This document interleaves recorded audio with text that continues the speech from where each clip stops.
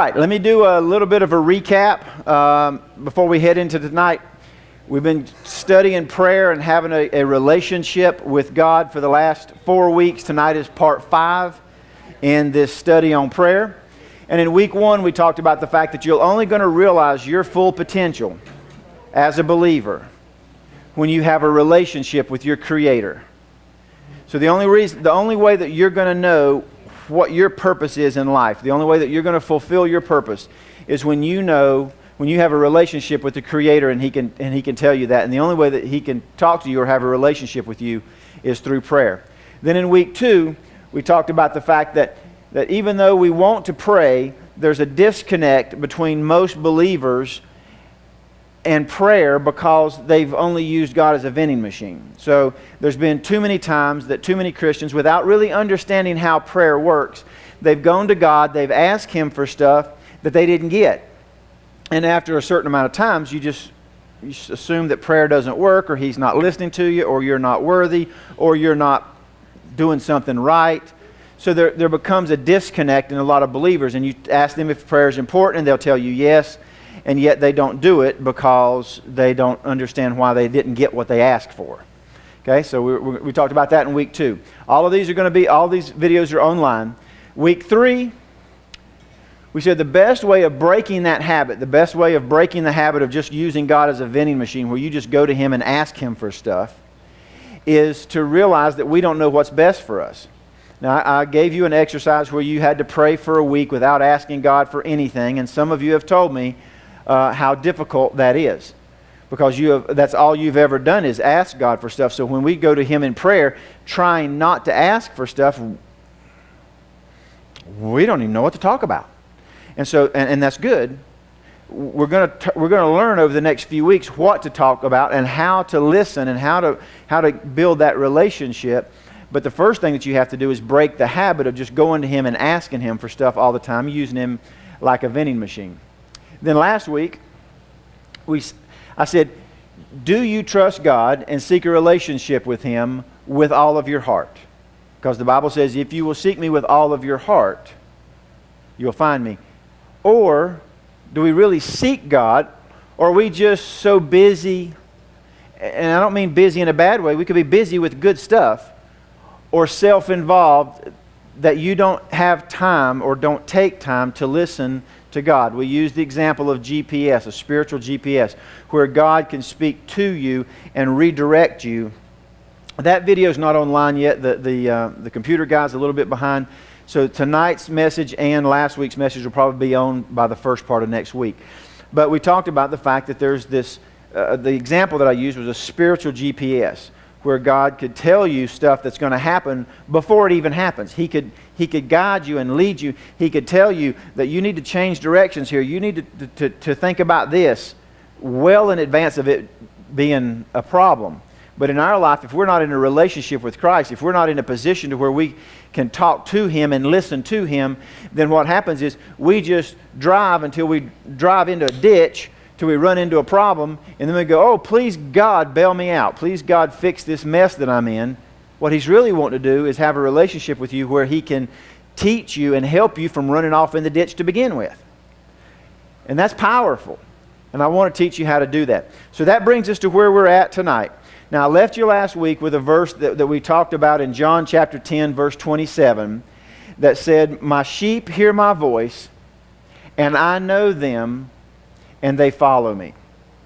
Now, sheep, when they listen to the shepherd's voice, they don't ask questions. They understand that the shepherd knows what's best, and they simply follow the shepherd. Okay?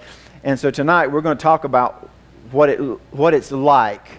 And I'm going to give you some examples, because this is a part that really kind of confuses people when they try to hear the Lord. When I begin to start talking about hearing God, and people say, you actually hear Him?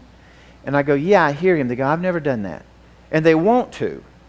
But the problem is that there's a disconnect. My experience at least has been that they don't understand the concept of listening to God. So if I don't explain what it's like to have a relationship or relational prayer, then what happens is you just get more and more frustrated. You go, okay, I get it. I mean, every week I teach on this. You go, okay, I get it. I need God's GPS. Okay, I get it. I don't know what's best for me. God does. I get it. How do I hear that? I don't know how to hear that. And so the problem that I see in most Christians is if they're not taught specifically or given examples of what does it sound like to hear the voice of God, then what they do is they simply keep doing what they've already been doing. They just roll up their sleeves and try harder. Okay? You want to do better, but you don't know how. And you think to yourself, I can't do any more than I'm already doing. Okay? So we're going to talk about that tonight. As a matter of fact, I'm going to start with an example that the Lord taught me when I was racing up in Virginia at Virginia International Raceway. Now, I want you to understand, that's my race. That's one of my race bikes. She looks a little bit worse for wear right now. This is what she used to look like back in the day. I think that's probably, I think she's been crashed a couple times since then, so she's in primer right now. So, but back in the day when I raced professionally, and I'm going to tell you this, not to bore you with racing stories, but I want you to understand this is one of the most powerful lessons that God taught me about prayer. The year was 2007, and I was in the top 10 in the nation in the WIRA 750 Superbike class. So out of all the racers in the nation, I was in the top 10, racing for points in the national series. Now, we would, way before we ever went to a track, these engines were built by a professional down in, matter of fact, I can plug him online, KWS Motorsports. Kevin Hunt's a good Christian friend of mine, and he builds some of the most powerful engines for motorcycles anywhere in the nation. He's got several land speed records. So he would build the engine, and then we would map it out on a dyno to wring out every horsepower that we could. So all of the air-fuel ratios are mixed. We even adjusted those based on which track we went to and if the elevation changed. So we've got the bikes all built, the engines are all built, the suspension has all the fluids and the valving, and everything's been done way before we even get to the track. So we get to the track on Thursday, and we set up the pits, and the mechanics would go over the bikes one last time just to make sure that everything was good to go. We had notebooks full of notes, the things that we had learned the last time we were there. But every time you went to a track, the conditions were a little bit different, the pavement was a little different, the air temperature was a little different. So there are minor changes that we had to work on for each weekend based on what whether they'd repaved the track or whether there was a lot of rubber left on the track from the race cars or not, things like that. So all that's on Thursday evening. When we wake up Friday morning at 7 o'clock, we go through tech inspection and we hit the track. We're going to have four practice sessions during the day to try to get me and that bike to go as fast as possible around that racetrack. I knew that for me to be in the hunt with the big dogs that weekend, that I was going to need to be in the mid-minute 35-second range.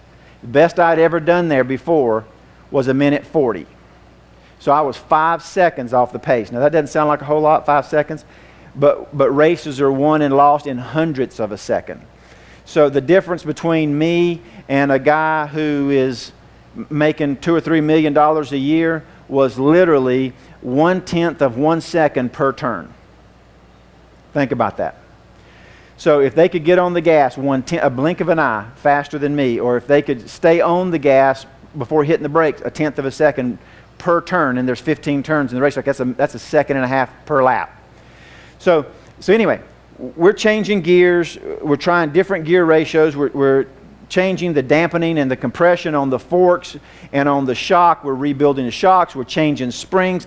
Every time I would come in, those guys would take the bike apart if they needed to and change springs and forks and shocks and adjust valves and put it all back together so that I could go back out again 2 hours later. And I am riding as hard as I can. This particular weekend, in particular, I was very frustrated because I was riding as hard as I could ride. And I was not making very much progress. From the morning session to the end of the day, I had been through 2 sets of tires. I had been through multiple gallons of $30 a gallon racing fuel. I had tried 3 different sets of gear ratios, and I was a half second faster than I was when I came in Thursday night. And I was frustrated because I wasn't a half a second off of the pace of the leaders. I was 5 seconds off the pace of the leaders. And so I was very frustrated. We had done everything that we knew to do. And I was riding the bike as hard as I could ride the bike. Now, when you're racing motorcycles, when you're all leaned over, if you go back to that picture that was up there just a second ago, David, when you're racing, you are flirting with disaster because you are either going so fast into that turn that the front tire begins to want to push. You can lean over to try to make the turn a little faster, but at some point you've either leaned too much or the pressure, the front tire can't take it and it starts to slide. If you get on the gas a little bit too soon while you're leaned over, the back tire will break free of traction and spin out and flip you off. So you're either flirting with disaster or you're getting passed by somebody who is flirting with disaster. Okay? You're either pushing it to the very limit or you're getting passed by somebody that is. And I was trying as hard as I could try. And I'd done it all day long. 4 practice sessions. And I'd gained a half a second. And some of you are there in life. Some of you can relate to the racing story because you're there in your life, in your marriage, with your kids, with your spouse, with your job. You have done everything that you know to do. And it's not getting any better. And you've prayed about it, and you've thought about it, and you've read books about it, and you've done everything that you know to do, and it's just not getting any better. And you have taken on this mindset that I just got to do it. And you roll up your sleeves and you just keep trying harder. And that's what I was doing. Just try harder. Just go back out there, burn some more fuel, and throw away some more tires, and just do your best to try harder. Because that's all I knew to do. And my experience in the Christian walk is that there's a lot of people who are doing that in all aspects of their life. They're very frustrated. They really do mean well. They really want to have a better marriage. They really want to be a better employee or a better boss. They really want to be better at raising their kids. And they tried everything that they know to try. And there's a frustration that comes in that. I'm asking God and I'm not hearing anything and I don't know what to do.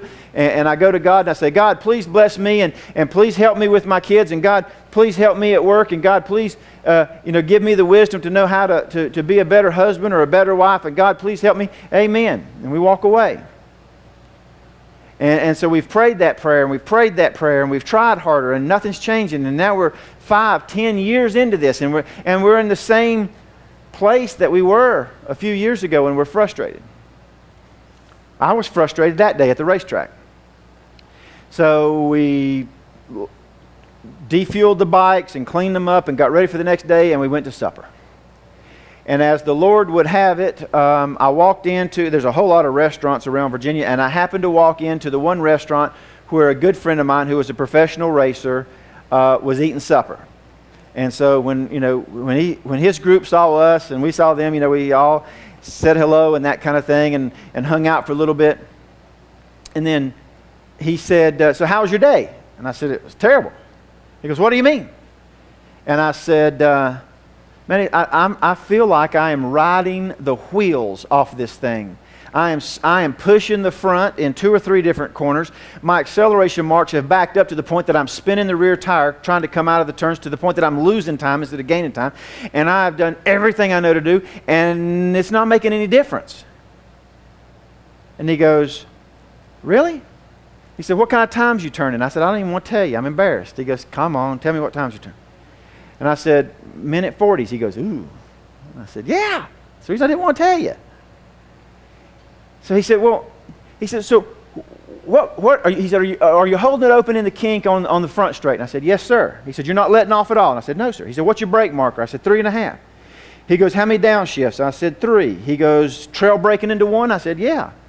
And so he began to ask me a bunch of stuff like that was race questions, And I had the answers because I had this in my notebook. I had studied it and studied it and studied it. I had tried everything that I knew to try. Different entry points, different exit points, different places to get on the gas, different ways to lean the bike, all this stuff.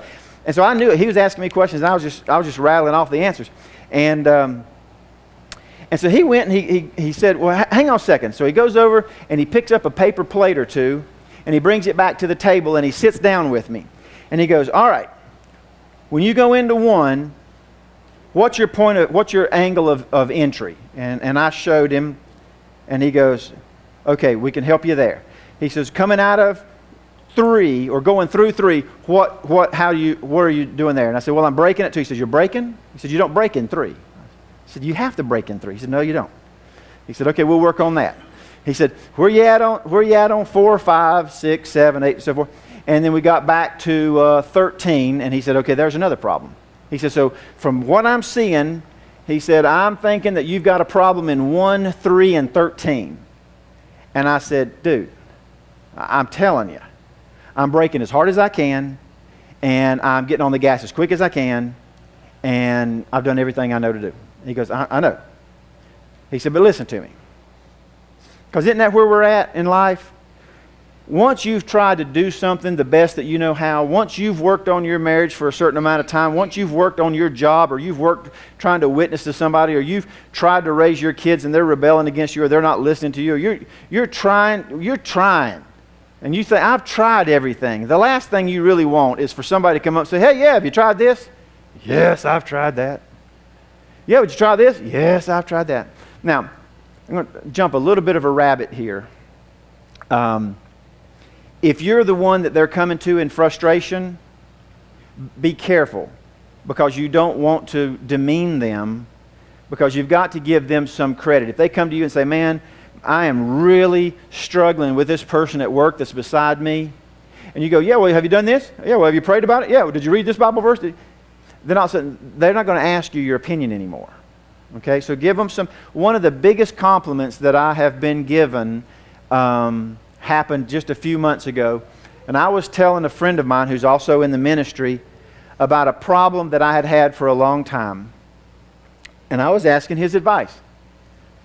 And he said, well, you know what I think? And I said, what? He said, I think that you're smart enough that you've probably tried everything that I could tell you to try. He said, so why don't we just pray about it and see if God will open our eyes to something that we hadn't thought about before? That was a huge compliment. Do you know why it was a compliment? Because he didn't patronize me or demean me by saying, well, did you do this? Well, did you do this? Did you try this? Did you read this Bible verse? You know, he gave me the benefit of the doubt that I had tried everything that I could try. He said, what we need to do is find out what we're missing. So here I am in a restaurant with a professional racer who's better than me, who's making a living at it, and he's willing to draw on the back of paper plates. He shows me an angle of entry into turn 1 that allows me to trail brake almost a second longer than I am. He said, you got to quit. I'm not trying to bore you. He said, you're going to have. He said, you need to trail brake deep and then turn it and shoot out. He said, but now. I said, well, that's what I'm doing in 3. He says, yeah, you don't need to do a point and shoot in 3. You need to do an arc in 3. He said, you're arcing in 1 and you're pointing and shooting in 3. He said, you need to point and shoot in 1. You need to arc in 3. And I'm going, okay. Is that not kind of the same thing? And he goes, no, it's not. I said, okay. I mean, again, here I've got somebody that's got more experience than me, who's faster than me, and they're wanting to tell me something that absolutely doesn't make any sense to me. So I got 2 choices. I can either listen to them, or I can go, nah, I'm riding as hard as I can. I don't see how that's going to make any difference. And then we got to 13. He goes, he said, when you come out of 12, he said, you're shooting down 12 to what they call the hog pen.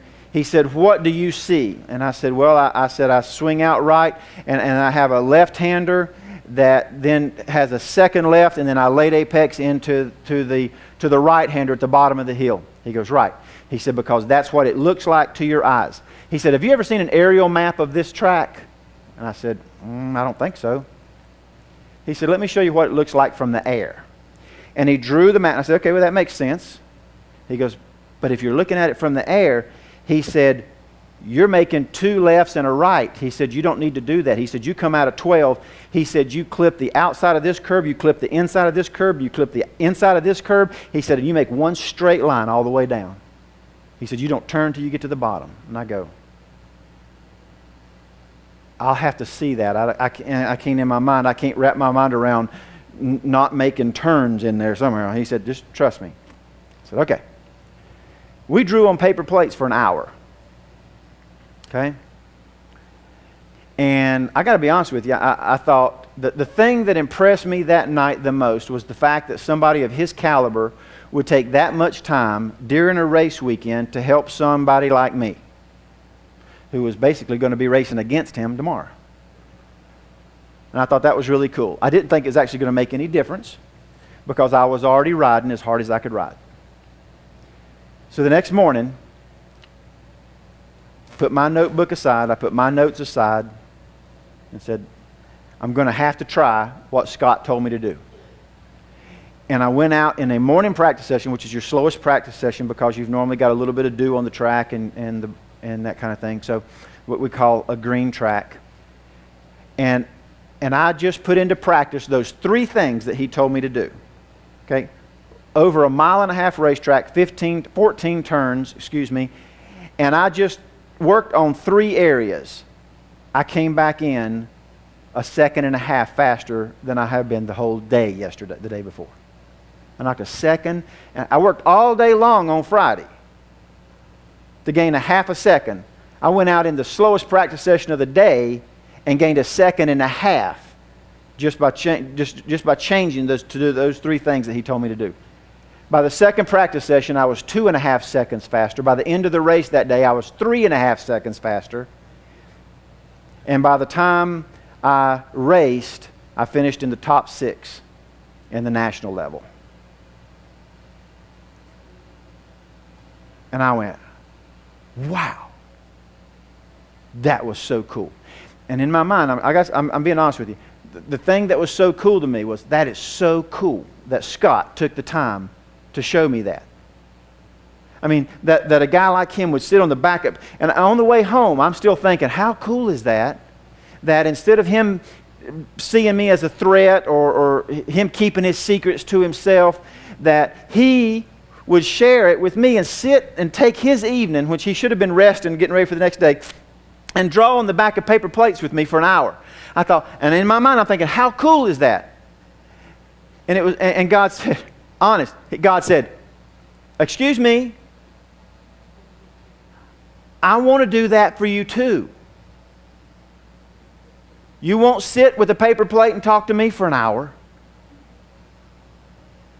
You're just going through life, struggling at work, struggling with kids, struggling in your marriage, struggling with your finances, struggling with everything, rolling up your sleeves, trying as hard as you can to do the same thing, the same way you've always done it, hoping for different results. He said, if you would just spend some time with me, I would love to sit down at a table with you and draw on the back of paper plates. I can show you some things in life that will make your life better. And when God captures me in a word picture like that, it's hard for me to forget it. Because here I am this many years later, 9 years later, and I'm still like, I can take you to the restaurant that we were at when Scott was drawing on paper plates. I was so impressed with Scott being willing to help me, did not even think about the fact that God wanted to help me just like that. And I said, okay, what does that look like? He said, the same thing that it looks like with Scott. He said, I'm going to tell you stuff that doesn't make any sense to you. And you have the option of either trying it or going back to doing it the way you've always done it. That doesn't work. He said, you've got to spend some time with me. You're going to have to take notes. You're going to have to listen to me. And I will be glad to share my knowledge with you. But you've got to listen. You've got to take time. So I realized at that point, I cannot keep making the same blind, uninformed decisions hoping for different results. If I keep doing the same thing that I've always done, I'm going to get the same results that I've always gotten. Now, how many people in here, if I said, okay, and I don't have one, if I said, okay, I got $150 here, is anybody, if you'll give me a $100 bill, I'll give you $150 back.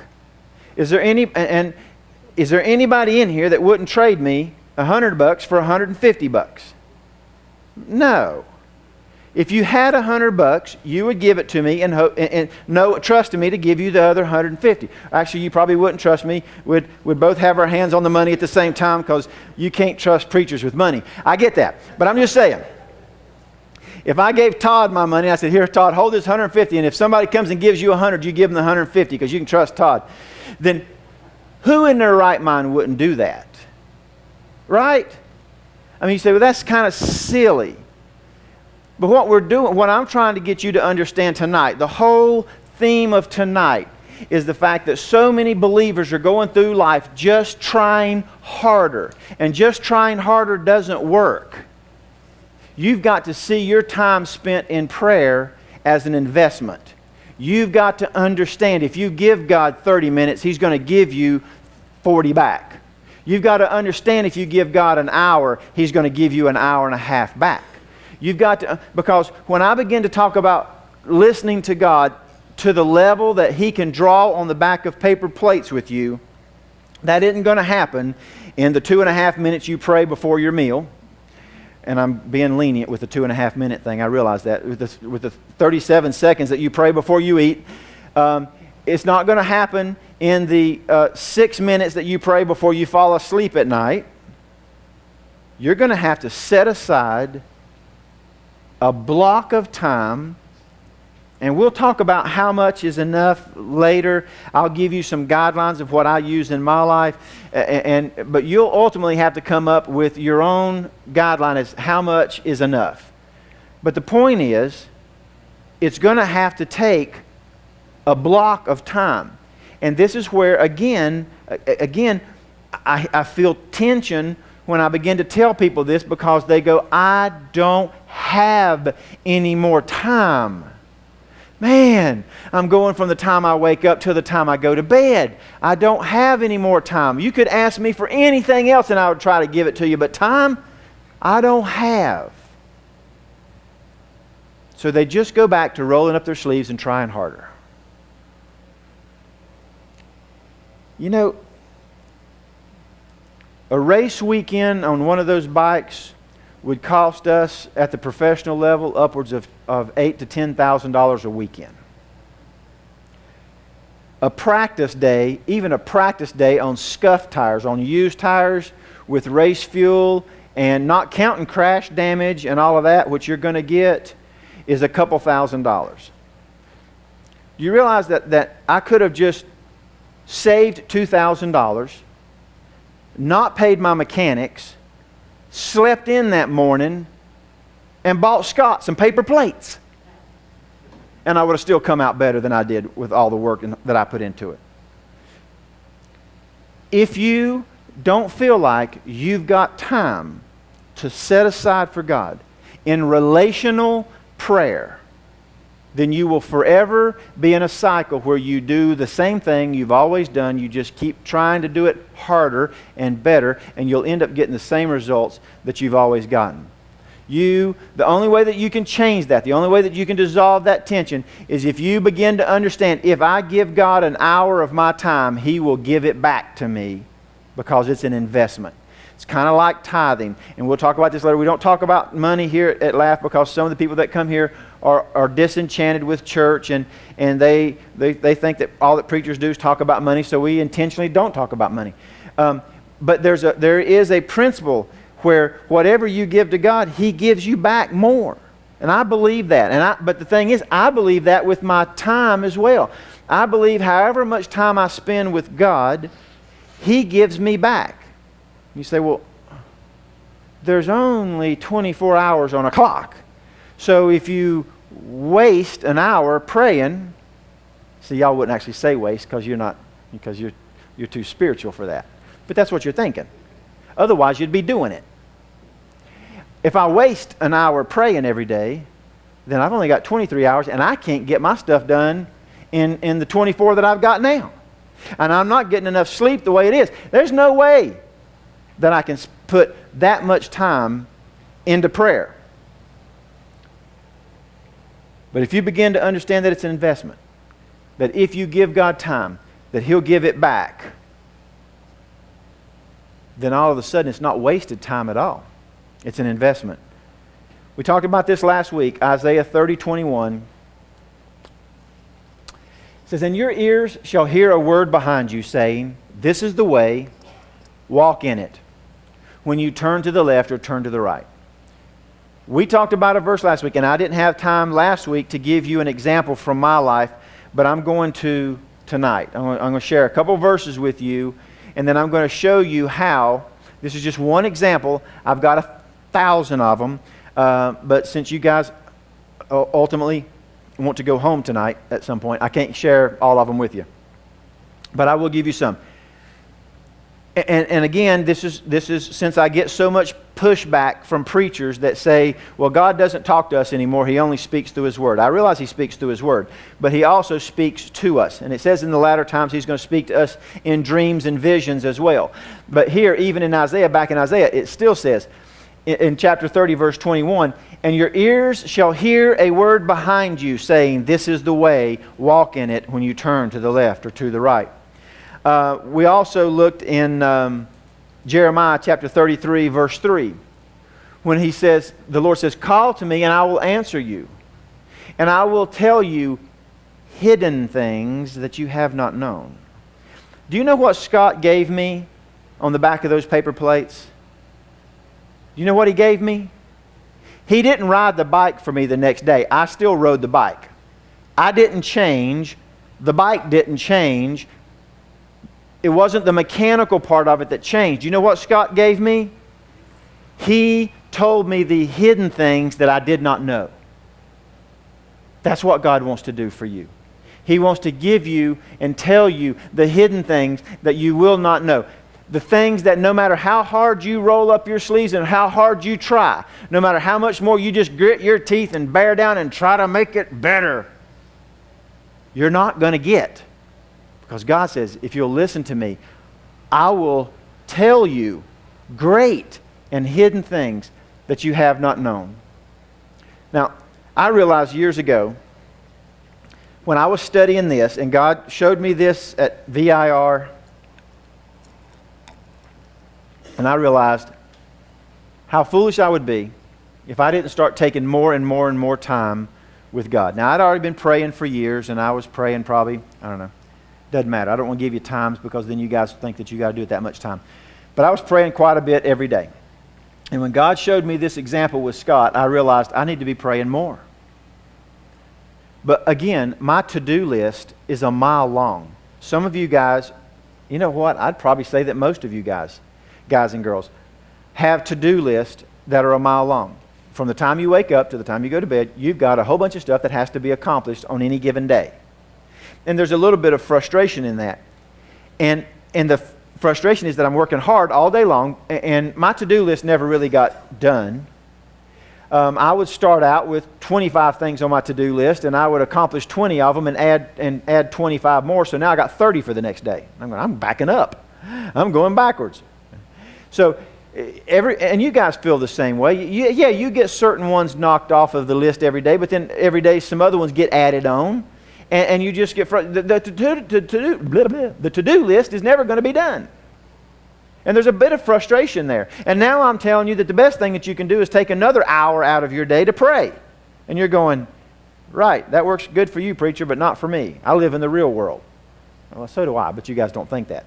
So what I did was I said, you know what? I've decided that my to-do list is never going to get done. Every day, I have some items that don't get accomplished. So what I'm going to do, now this is just what I decided. I mean, I would challenge you to decide the same thing, but that's between you and God. I decided, you know what, since all of my to-do list isn't going to get done anyway, I'm going to make sure that the most important thing does get done, and that's prayer. So I'll start with prayer, and then when I'm done with prayer, I'll get as many of those things done on the to-do list as I can, but when at the end of the day, whether I've accomplished 12 or 15 or 50 things on my to-do list, it won't matter, because the most important thing, my relationship with God, will have been done. So I gave it a level of priority in my life. And now I'm going to give you an example of how that relates to how God can give that back. He's given it back to me in a lot of different ways. And in a lot of times, it's something as simple as I sit down with God in the mornings and I begin to ask Him, what is your agenda for me today? I don't want to say, okay, God, here's what I want to do today. Please bless my mess. I want to say, okay, God, I've got all kinds of things that I need to do. You know what's most important to you. So I'm asking you to show me what is the most important stuff, and I'll get that done first. So a lot of times, just the fact that I sit down with Him and He organizes my day saves me more than the amount of time that I spent praying. Okay? A lot like the racing. But then there's other times that it's much more measurable. January, I don't know, probably 98 or something. It was a long time ago. And we had a big screen printing order with my screen printing company with, I guess I probably shouldn't say who with a statewide organization having to do with law enforcement. And they give us, the whole deal was that we cannot give you the order until January 2nd because we have a deadline for them to hand in all of their orders. And we have an event that we have to have the shirts for at the end of January. So you've got some 54,000 prints, multicolor, that you have to do, and we have to have it delivered a day prior to the event. No problem. We got it. We'll work a shift and a half. It's not a problem. We're just thankful for the order in January because that's normally our slow period. So we're running in this on this order as hard as we can, and we're running a shift and a half, and the press breaks down. At this point, we only had one of those big automatics, and so we were able to run 600 or 700 prints an hour when, not counting the unboxing and boxing and all that stuff. So we were running really well. We're halfway into this thing, and the press breaks down. Which, everything that has moving parts is going to break down. That's not catastrophic in and of itself.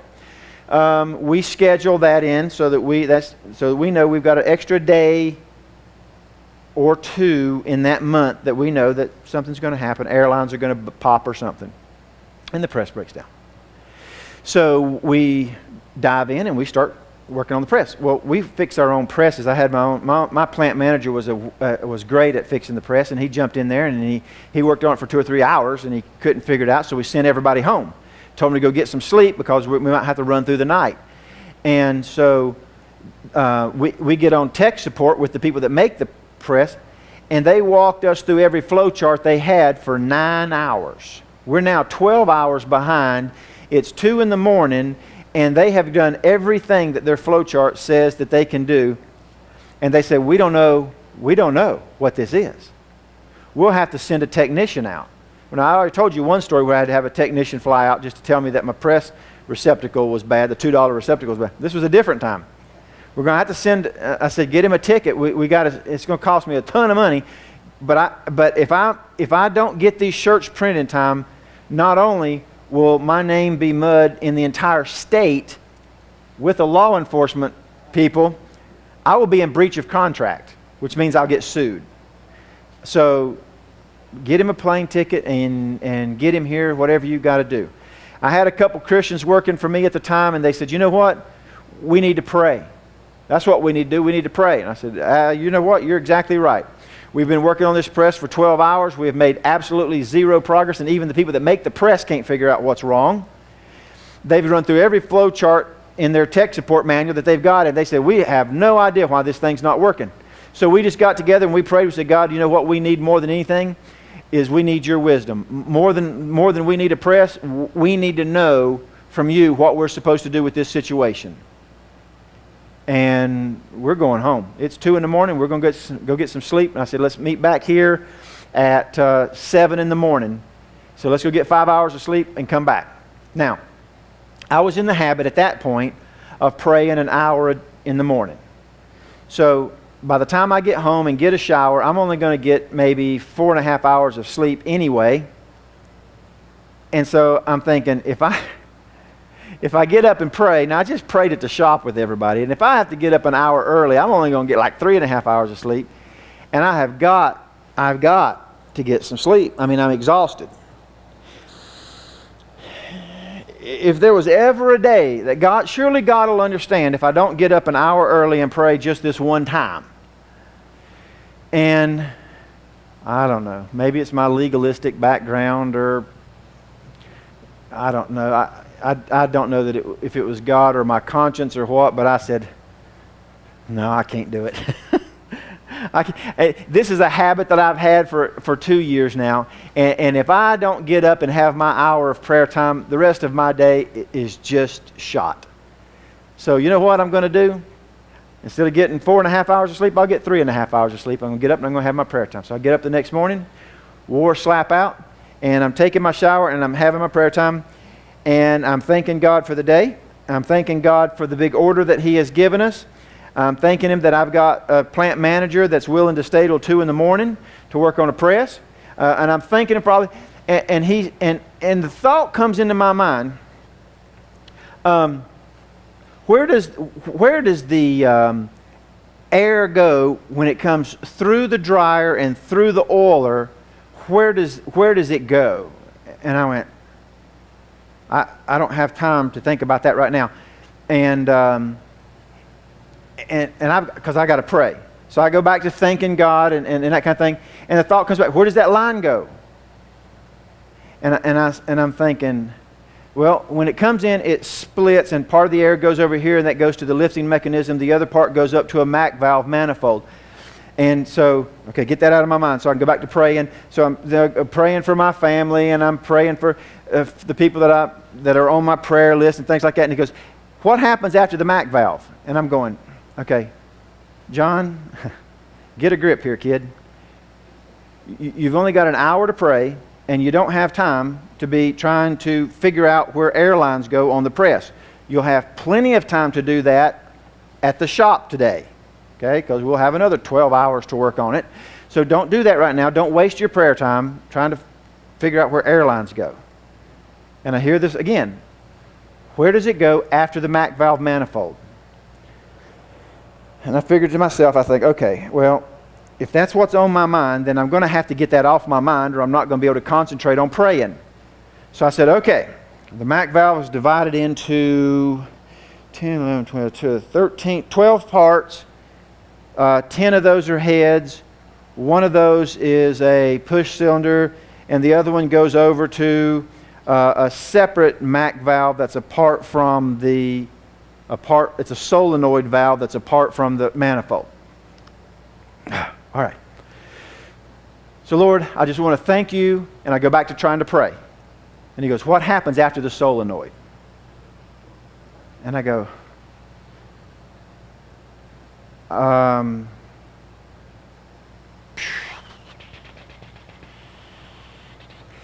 it runs over. Now you're getting pretty deep into the machine, and I'm thinking that it runs over to I'm not sure exactly where that goes. And he goes, what happens if you get moisture in that line? What happens if you get water in that line?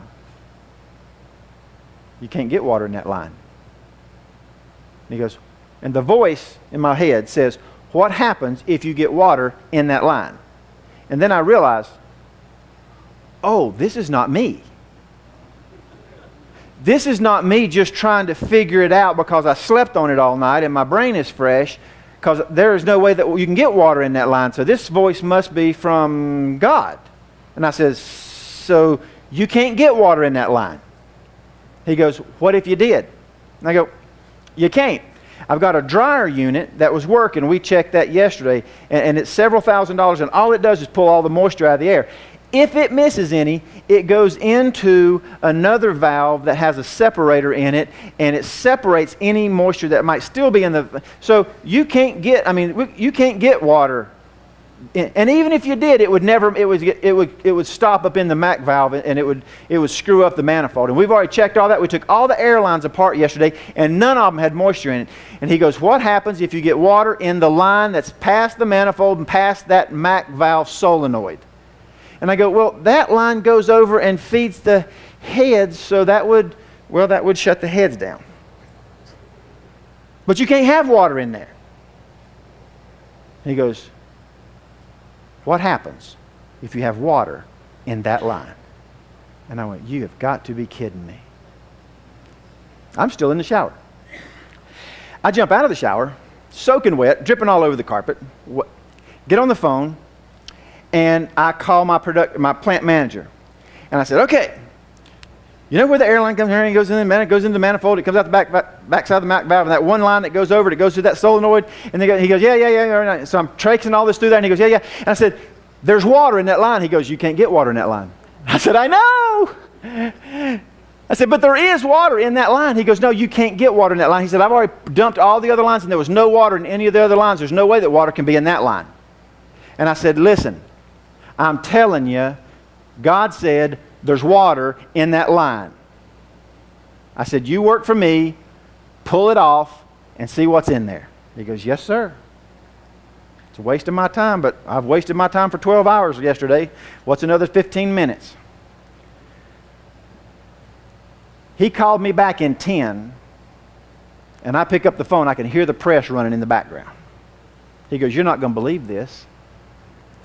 He goes, there was water in that line. And it shut the heads down. And I said, I can believe it. He said, I've already called the crew back in. We'll be up and running in 30 minutes.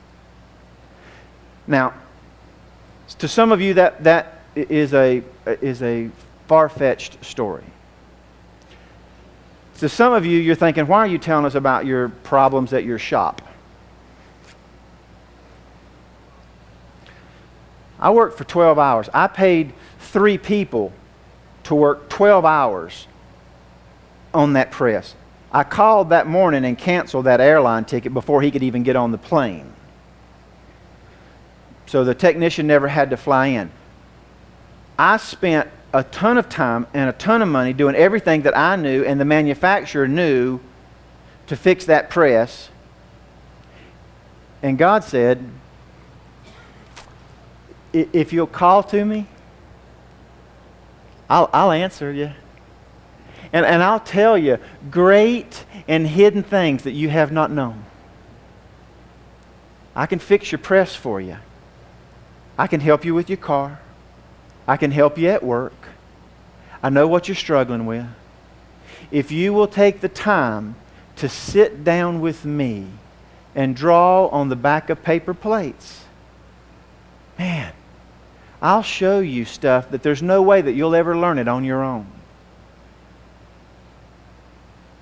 That's an investment of time.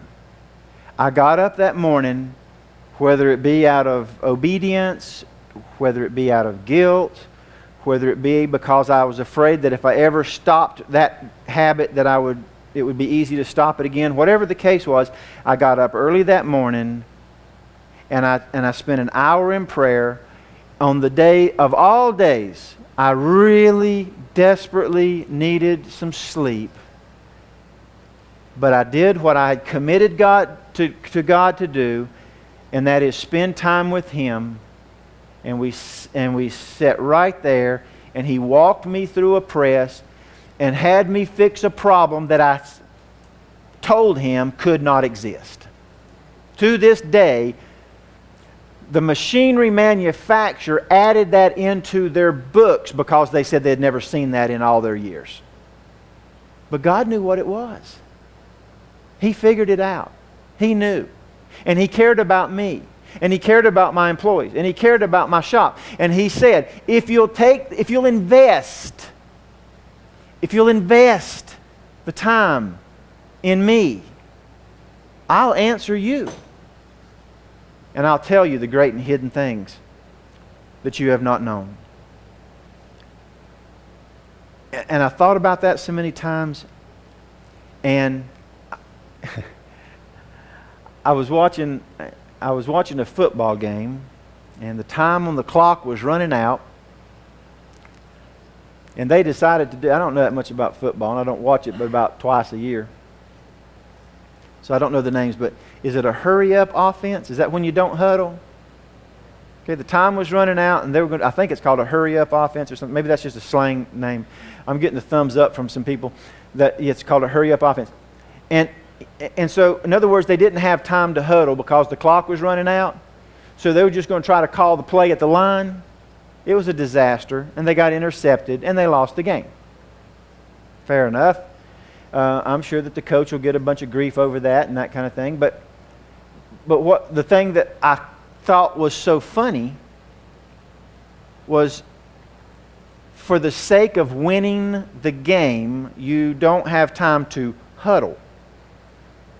And the fact that you didn't huddle means you're disorganized, which means that ultimately you lost the game. Kind of ironic, isn't it?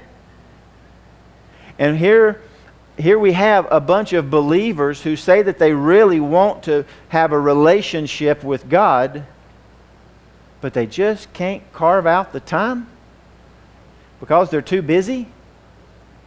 You're too busy to huddle, and then you wonder why the plays in your life are chaotic. I can't imagine being too busy to spend time with God. Now that I've done it for years and years, I can't imagine not doing it. Matter of fact, the more chaotic life is, the more I need to pray.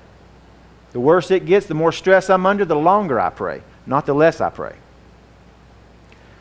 Psalms 127, verses 1 and 2, says this: "Unless the Lord builds a house, the work of the builders is wasted.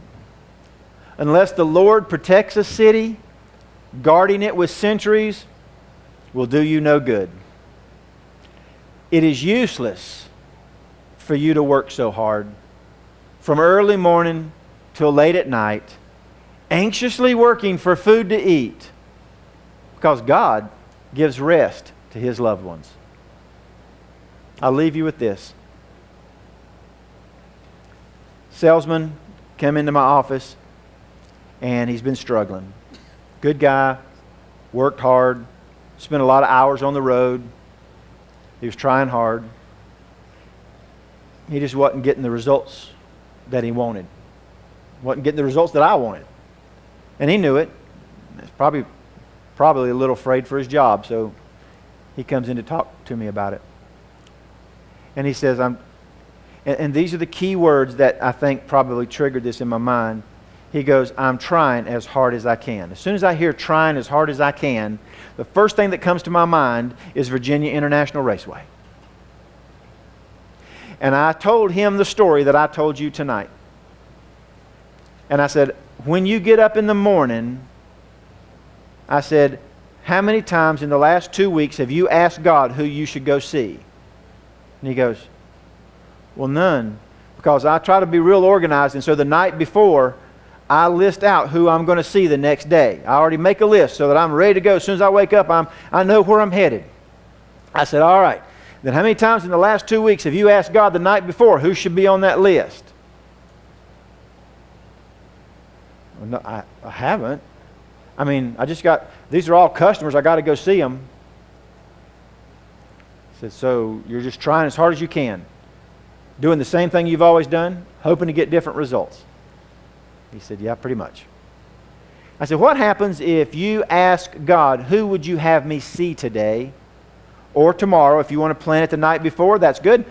Ask God, sit down in prayer, talk to Him for some length of time, listening for His voice, and ask Him, I got all these customers that I need to go see, God. Who should I go see tomorrow?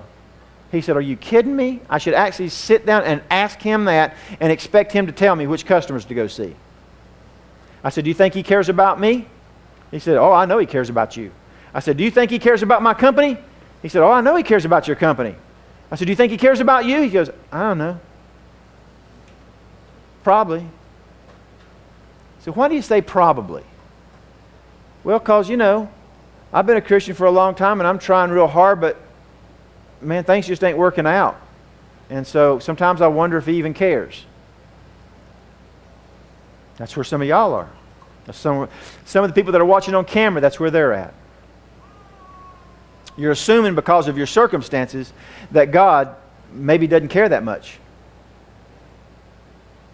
And what it is that God cares a lot, and He wants to help you. You've never asked Him. You're not following His lead. You're doing your own thing over and over again and hoping that He'll bless it. So I told my salesman, this is what you do. You sit down, you ask God, Who do you want me to see tomorrow? And if he tells you 3 people, that's how many people you see tomorrow. If he tells you 12 people, that's how many people you see tomorrow. But you go see who he tells you to see. And then when you get there, you ask him, okay, God, you sent me here. What is their need that I can feel?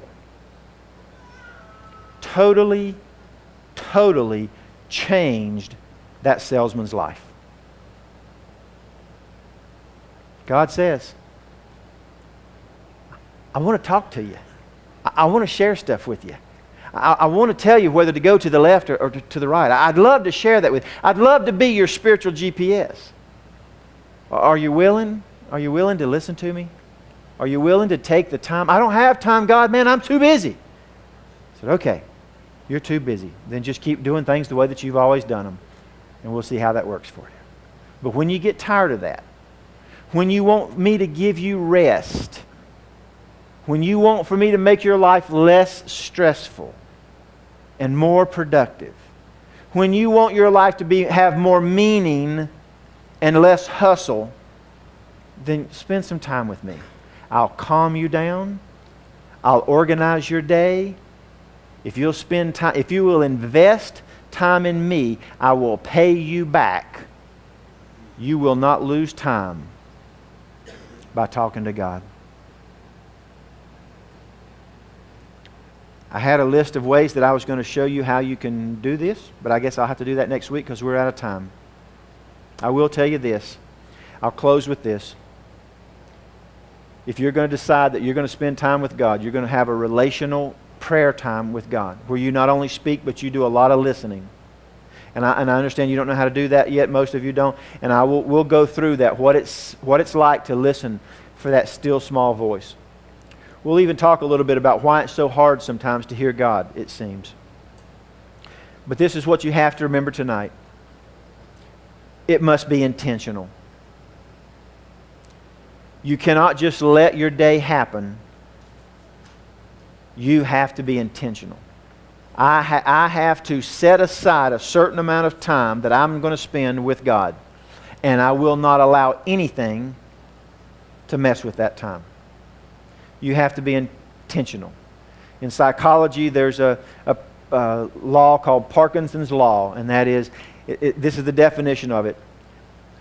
Your work will expand to fill the time available for its completion. I'll read that again. Parkinson's Law. Work will expand so as to fill the time available for its completion. How many times have you guys been working 10, 12-hour days and you feel like you're really, really working hard and you're working from the time you get up to the time you go to bed, but then you get a chance to go on vacation or you get to go on a date or you get to go to the movies or you get to do something's coming up and you need to be off at 5 o'clock and you get up that morning and you hit it and you're done by 5 o'clock because you had this much time, so the work took that much time. And you said, oh man, I've got something special to do tonight. I've only got this much time, and guess what? You got it all done in that much time. Why? Because you were focused. You knew that you had to work. You had to stay focused. You wouldn't let yourself get distracted. You weren't on the internet. You didn't answer phone calls. You did whatever you had to do to get the work done because you got something special coming up. And you made it work. Same thing happens here. If you are intentional and you decide that I'm going to spend the first hour of my day or half hour or 2 hours or whatever it is that you and God decide, I'm going to spend that with God, then guess what? One, the most important thing of your day got done. If nothing else gets done that day, the most important thing got done. Secondly, you'll probably get just as much or more done in the rest of the day because God will organize your day. He'll help you through things that you wouldn't have picked up on your own, and you'll still get done in the same amount of time. It's an investment. If you'll give God 100, He'll give you 150 back. If you'll give God an hour, He'll give you an hour and a half back. I'm telling you. The principle is you have to make this a priority if you want to have a relationship type prayer. In the coming weeks, we'll go into more of how to do that, how to hear the voice, and about all those verses that seem to say that if you ask me anything, I'll give you anything kind of a thing. So we'll go into that. This is a long process. There's a lot to prayer, but I'm telling you, it is transformational. It'll change your life. I live under so much less stress. My days are more organized. My spirit is at peace. Even in the times in my life where my daughter had cancer, my wife had cancer, my business was failing, and all of this other stuff that was going on, I'm telling you that there's a peace, that victory, a joy that comes by having a relationship with the guy that's in charge of all that chaos that's going on. My life is not at peace. Well, it is at peace now because nothing's going wrong. But I'm saying there are other points in my life, I didn't have joy and peace because nothing was going wrong. I had joy and peace in spite of the fact that everything was going wrong. And that only comes through a relationship with Jesus. Not a head knowledge of Him, but a relationship with Him. And that only comes through relational prayer.